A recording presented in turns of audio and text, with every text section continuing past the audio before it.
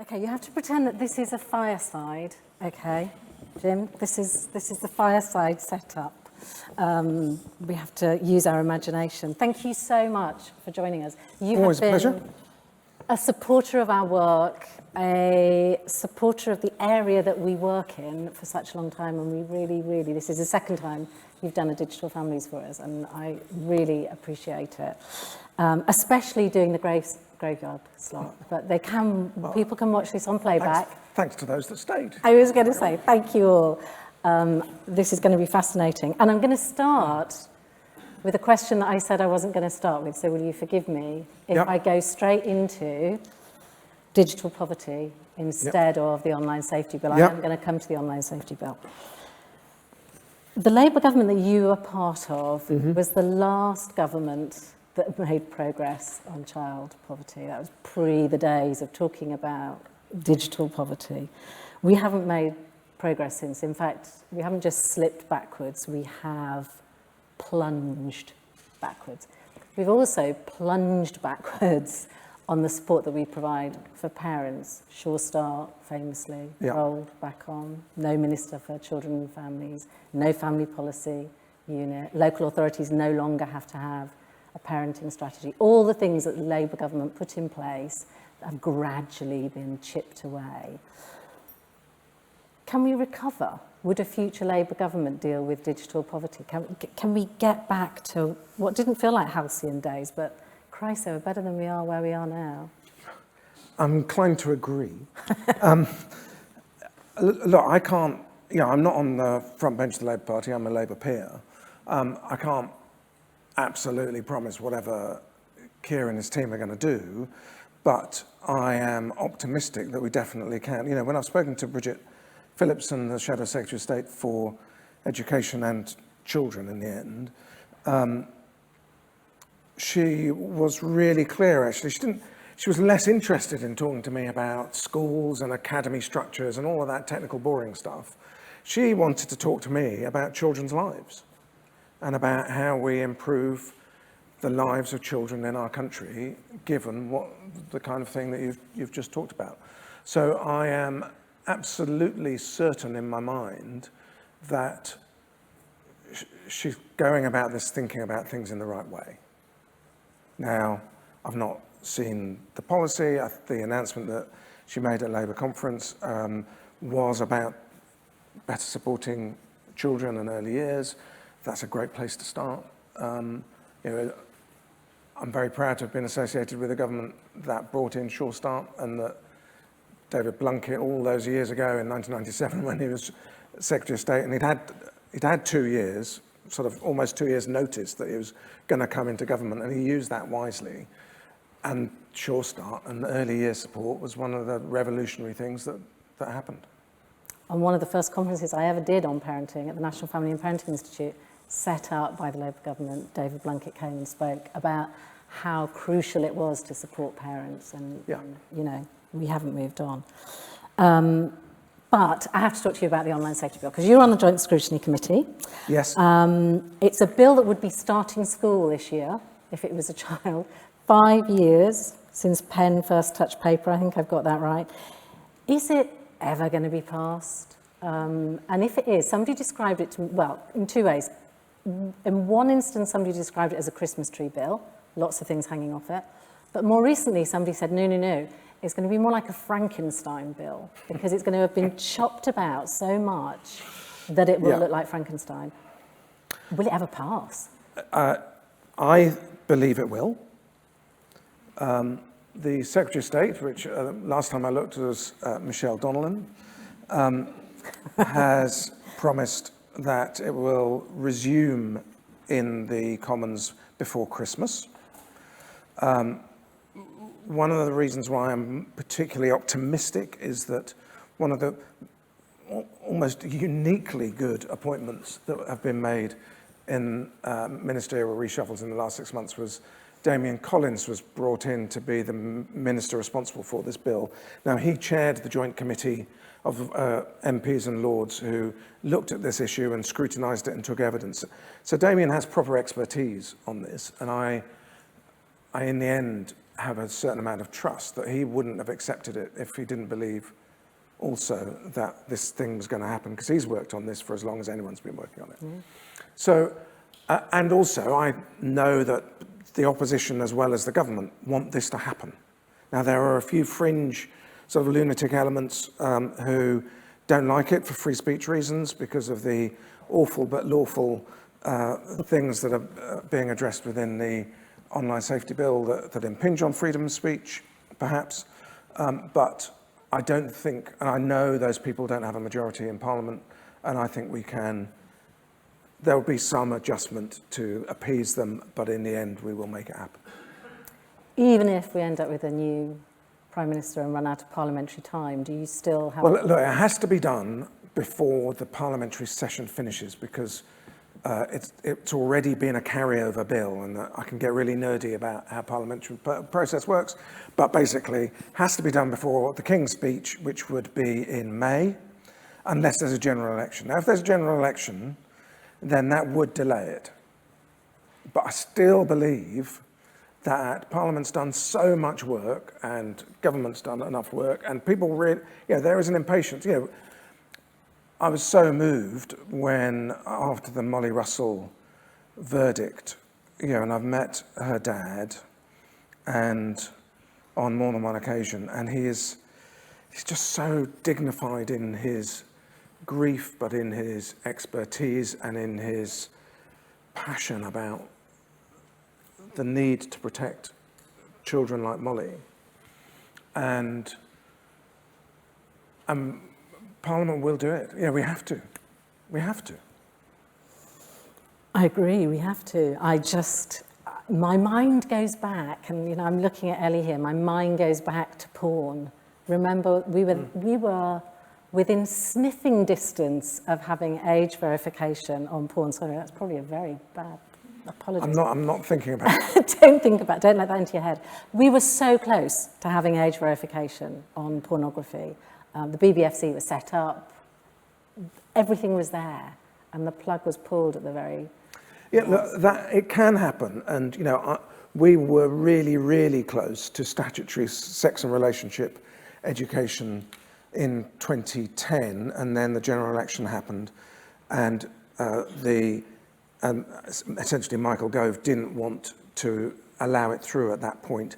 We've now finally got it, and it caused a catastrophic delay in my view, but at least we've got it. And in the end, because the case for statutory SRE was so profound, Parliament has done it, and government has done it. I think in this case, it's so urgent, and we've waited so long, we talked about it so long, it will happen. Okay, you've convinced me. You absolutely convinced me. Let me take you back to the Joint Scrutiny Committee, and this is a question that has been submitted from the audience. What were the most memorable sessions of that committee? Did any of the witnesses change your mind, make you think about a problem differently? What did the Scrutiny Committee leave? Look, there were some great witnesses, and some, frankly, awful witnesses. And Rio Ferdinand was impactful in talking about explaining to his children why emojis of bananas was problematic. And when he talked about how if you are at a football match and you post on YouTube a video clip of the game, they take it down instantly because they've got the technology to recognize copyright infringement, and yet they don't have the same technology to recognize abusive content. And that was very powerful testimony from the legal but harmful point of view in many cases.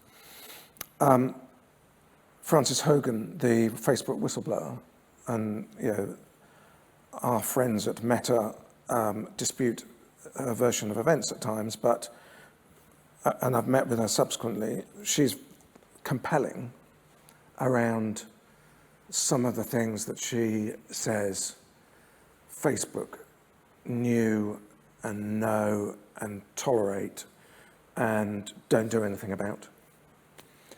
And then finally, yeah, and there's lots of others that were great, but I was pretty shocked by how bad the testimony was from Meta and to an extent Google, YouTube, and the platforms generally, because it wasn't just their complacency or their, actually it was that sense that within these large, extremely wealthy organizations with this powerful, voracious business model that is doing some great things and doing some truly awful things, they're not joining up in their governance the harms governance with the overall business governance. None of them could point to a line of sight for the board of these commercial companies and the people who deal with online harm. And that was truly shocking to me, because it feels like such a pressing issue for the world that these platforms are magnifying the harm of bad actors, and that's the problem. I'm really curious to know what you think about the duty of harm. Duty of care. Duty of care, sorry. Yes. Duty of harm. It's been a long day. The duty of care, and I don't want to go geeky on the audience because I know not everybody will have read the bill. Yeah. In fact, I don't think many people have read that bill, because one of the criticisms of it, it's really complicated. Unreadable. It's almost unreadable. But this duty of care, the notion is that platforms will assess the risks and kind of build them out. That's the. What I want to know is this, and it kind of relates to the Molly Russell case. Where a platform can identify or becomes aware that a child is at risk of harm, and we know they can because their moderators see it or their AI can pick it up, where a platform knows a child is at risk of harm, why isn't there a duty of care on those platforms to act? And why didn't the bill consider that? Was it just too hard? Is it a resource question? Did you just not think of it? Yeah, and for those that don't follow all of this in detail, if it helps, for ages, governments around the world were very nervous of how to regulate social media. And then Lorna Fellows and Will Perrin from the Carnegie Trust came up with this idea that you could borrow from real life the notion of duty of care and apply it to the virtual world. And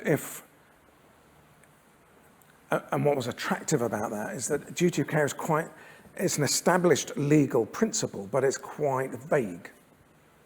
And so you don't have to keep future-proofing the technology. You can just say, well, look, you've got a duty of care for the people that use your platform. Simple as that. And we'll leave it to the courts to navigate that, and then we'll put a decent criminal penalty on it. And it felt pretty simple. And the hope from those of us who've been following this was that the Department for Digital Culture, Media and Sport would come up with a bill that reflected the simplicity of that argument. Now, how it then played out, and Carnegie dispute government's view on this, how it played out is that government lawyers said it just doesn't work legally, the duty of care, and to put that into legislation, because in the end, the duty of care is an established legal interpretation, and we'd be putting a whole different legal interpretation, and it just will fall over in the courts if we try and do it that way. And so legally you can't do it. And so they've then gone with what they've gone with, which is a somewhat more complicated and confusing arrangement around a regulator, Ofcom, publishing codes of practice around various harms that then the platforms have to publish risk assessments against those codes of practice, against those various harms, which are then regulated by Ofcom. I hope you followed that. And that's, broadly speaking, the basis upon which it'll work. Which feels like a wee bit of a fudge. Yeah, look, it's hard. I mean, I'm now 21 years a parliamentarian, and this isn't the most difficult moral issue I've had to grapple with as a parliamentarian, but it's definitely the most difficult technical issue to deal with because it is such a moving target. You know, Sam talked about that. And so for policymakers to seek to regulate something that is changing very rapidly all of the time, and there's no sign is ever going to slow up, you've got to construct a regulatory mechanism that can manage that. And so that's going to have to be pretty vague, and you're going to have to trust the regulator to be able to find and hire good enough people to keep up with some of the most powerful and litigious and wealthy organizations on the planet. And no other government around the world has done it yet. So we're also trailblazers, and we definitely won't get it right first time. And we will need Parliament to keep revisiting this in order to keep tweaking it and hopefully getting it better and better all the time. And I suppose my worry is the individual parent who will be looking to the regulation to protect the individual child. Yes, possibly the most dangerous thing about this is the previous Secretary of State and government, and the previous administration, obviously still the same party, but Nadine Dorries said we're going to make the internet the safest place. Britain's going to be the safest place for children in the world, or whatever, online, and sort of using rhetoric to make parents and children, for that matter, believe that once this bill is passed, everything will be safe and they'll be fine. And, we can introduce traffic offences and road safety and the highway code and compulsory seatbelts and, culturally get our heads around how to cross the road and be safe on the road, but it's still a dangerous place. Yeah, it's a big promise, isn't it? Safest place in the world to go online. It was bold. Yeah, well, at one level, it's a low bar because anywhere around the world is really dangerous, but with some really good things.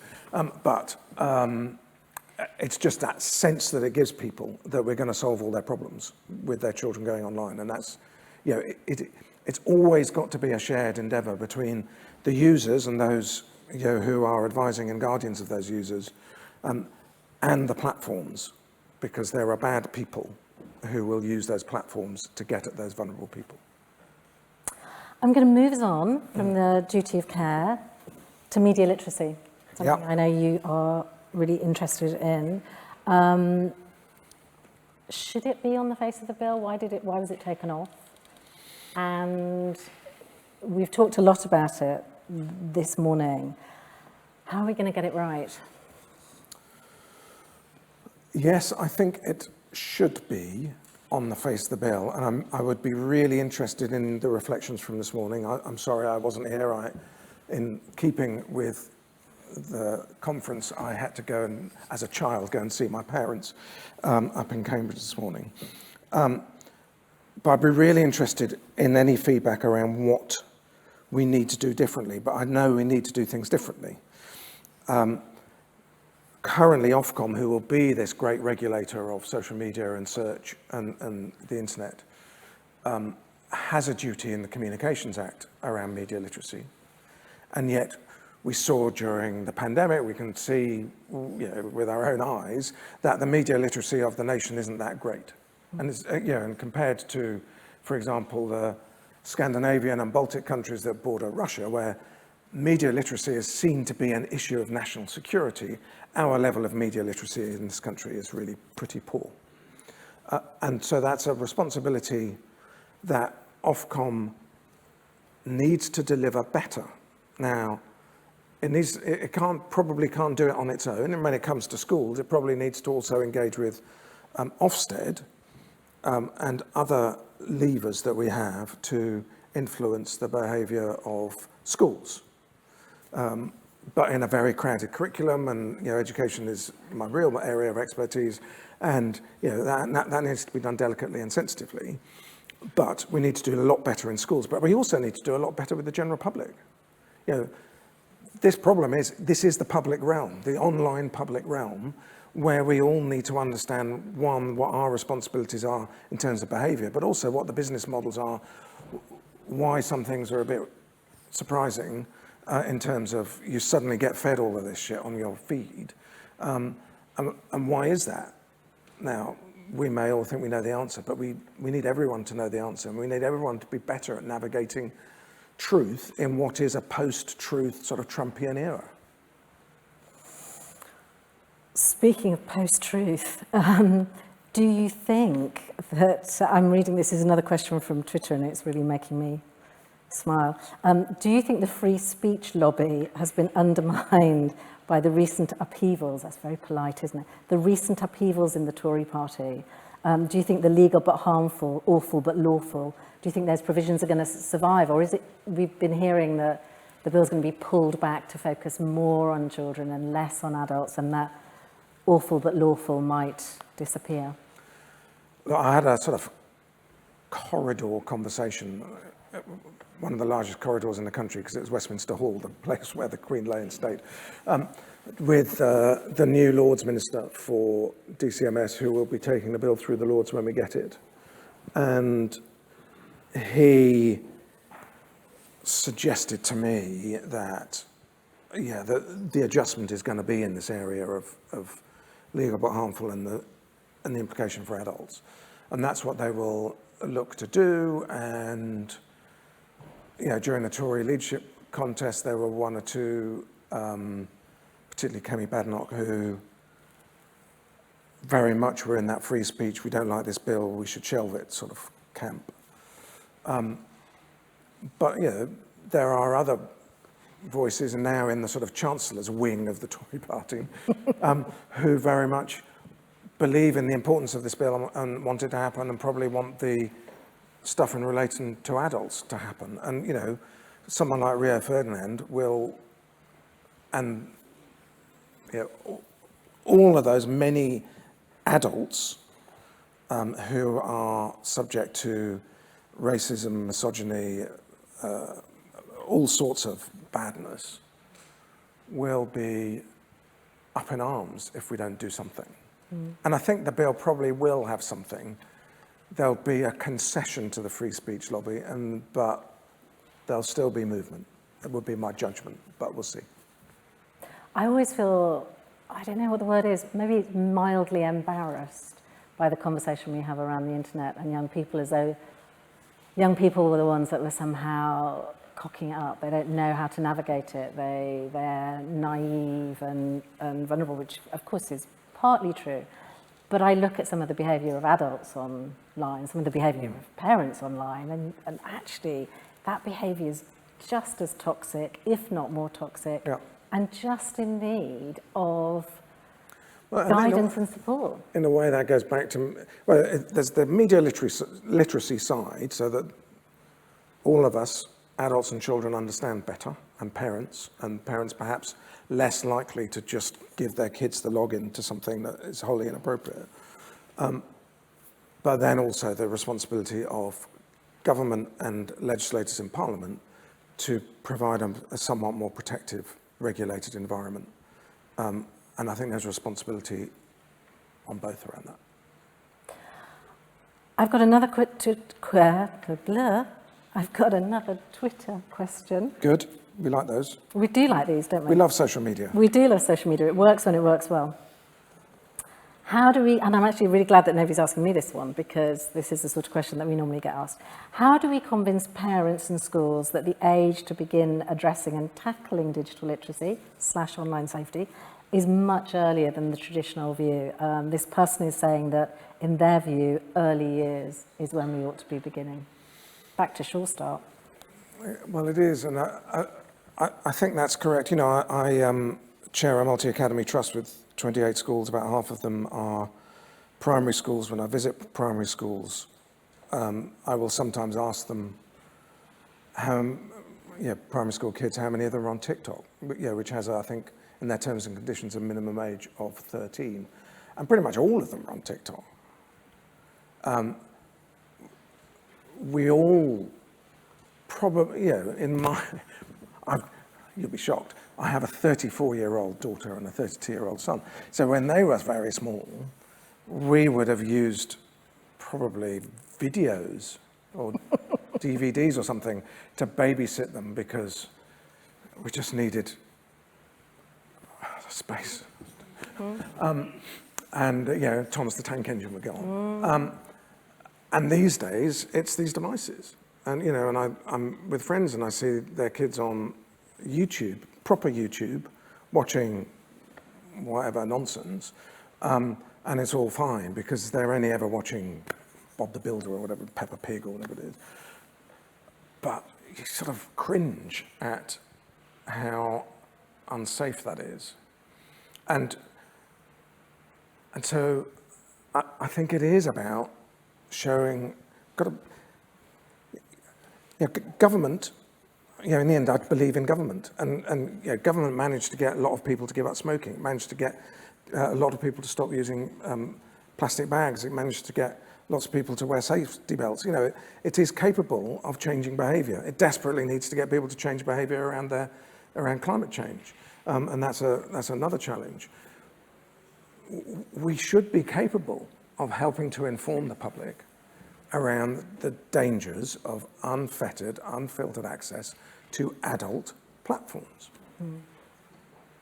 I guess as a counter-argument to that then, we had this discussion only last night, that there aren't very many good alternatives. And, no. As long as that's the case, as long as services are built for adults but used by children, because there are no good alternatives for them, we're not offering much up. I suppose my last question to you is, can we build a better family-friendly internet? I suppose I would just challenge the better alternatives thing. BBC iPlayer has children's, CBeebies and CBBC or whatever it is, with great content. If you just want to sit your child in front of a screen and have them babysit for half an hour, then there's, and Netflix, they can go in as a child and you can put and on Amazon, there are other platforms. There is a lot of great content. The problem is, do we need young children to have social media? Well, maybe we don't. And if we do, maybe someone needs to build it and work out a business model that can make it work that's not about advertising. But let's start with the first question, which is, just because we're on WhatsApp all the bloody time, does it mean that that's the right thing for our children when they are still children? And there are some things where we need to protect their childhood. Discuss. I'm pausing. I was going to say discuss.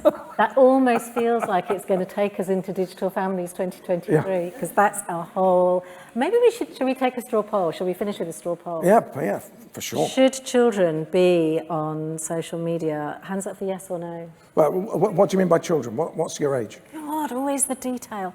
We can start with primary children.